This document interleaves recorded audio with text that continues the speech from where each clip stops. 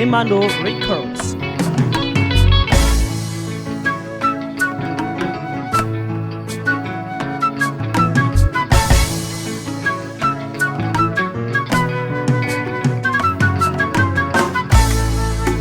Aetasia ubela kaukeneka kalani uni amati yeni nefo kalani uni.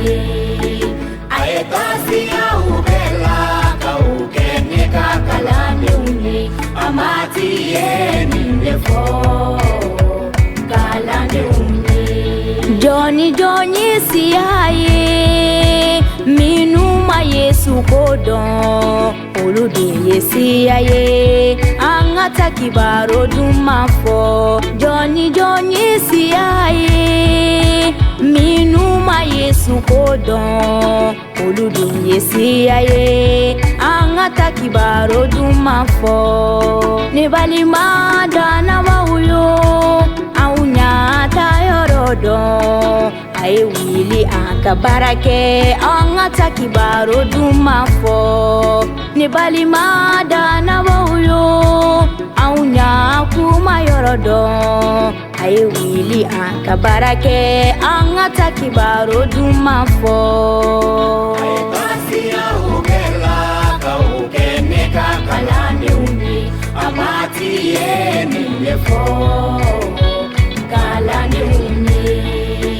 Aetasia ubela kaukeneka kalani uni amati yeni nefo kalani uni. Nebali madana bauyo angata matiga forola baratu masera angata kibaro dumafo. Nebali madana bauyo angata matiga forola sumatiga dumasera angata kibaro dumafo. Nebali madana bauyo tanuli yangada bauye sumaki senyuma bambolo angata kibaro dumafo. Nebali madana bauyo wajuli yanga kiseuye sumaki senyuma bambolo angata kibaro dumafo.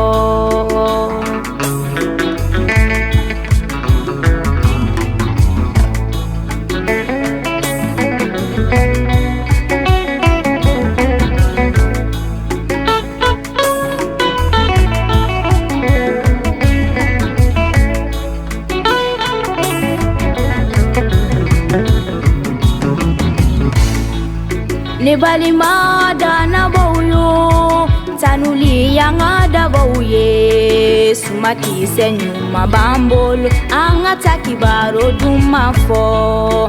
Nebali madana bauyo wajuli yanga kiseuye sumaki senyuma bambolo angata kibaro dumafo.